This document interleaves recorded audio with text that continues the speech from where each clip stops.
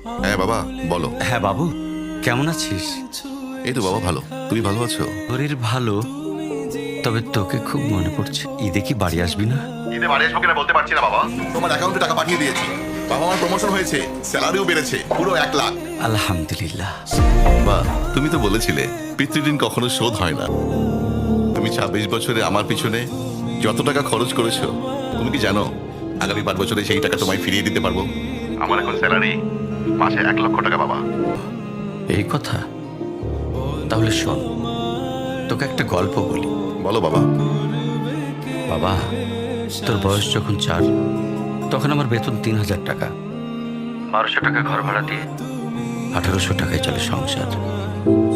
আমি আমার সাধ্যমতো সারা জীবন চেষ্টা করেছি তোর মাকে সুখী করতে, প্রতি ঈদে কোরবানি দিতে। তোকে যেবার প্রথম স্কুলে ভর্তি করালাম, সেবারই প্রথম আমরা আমাদের কোরবানি দিতে পারিনি।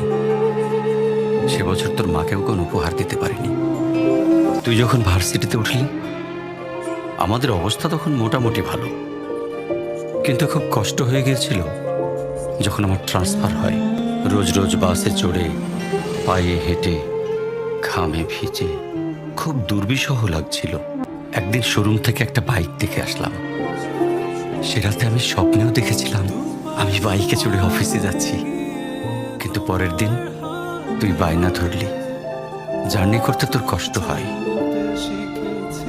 তোর কষ্টে আমারও কষ্ট হয় বাবা।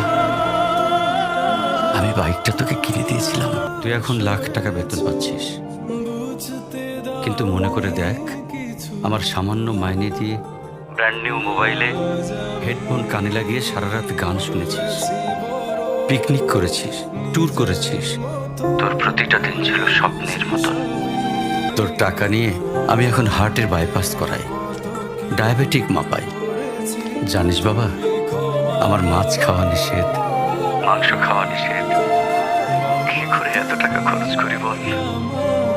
তোর টাকা নিয়ে তাই আমি কল্পনার হাট বসাই।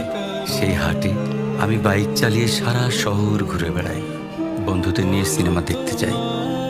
তোর মার হাত ধরে চাঁদনি ফসরের সেন্ট মার্টিনের বালুচরে হেঁটে বেড়াই।